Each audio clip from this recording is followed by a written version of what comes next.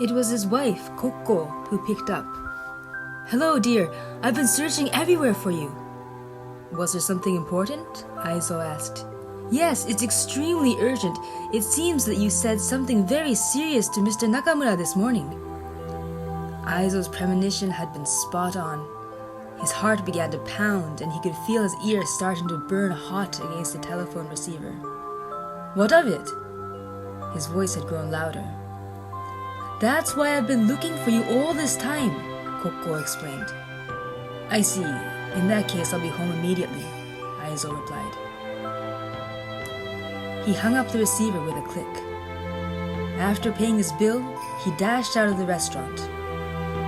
Back in those days, there were not as many vehicles about as there are now, and no matter how much of a rush one is in, it was not possible to simply take a cab or a private car. Aizo boarded a train, and although he was utterly helpless to make his arrival any faster, his heart urged him to hurry home. After finally returning to the shop, Kokko was impatiently waiting for him and conveyed to her husband a message from Mr. Nakamura. "As you suggested during our discussion this morning, I would like you to shelter Bose." Aizo had never expected that within just 7 or 8 hours, that morning's trivial chat would develop into such a tremendous responsibility that would be placed heavily upon his shoulders. However, when the time came, Aizo did not waver. "All this that is unfolding, it is fate.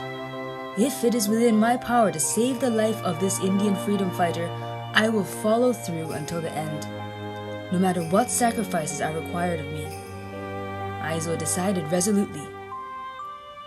As for his wife, Kokko, she was as strong-willed and courageous as the best of men, and there was not even the slightest chance that she would object.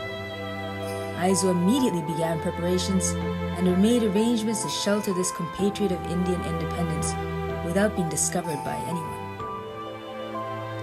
They would throw the watchful police off their trail and transport an Indian man from one part of Tokyo to the location of Nakamuraya in a different area of the city.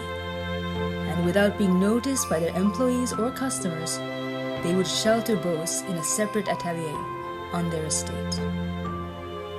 It was just like the plot of a detective story unfolding in real life.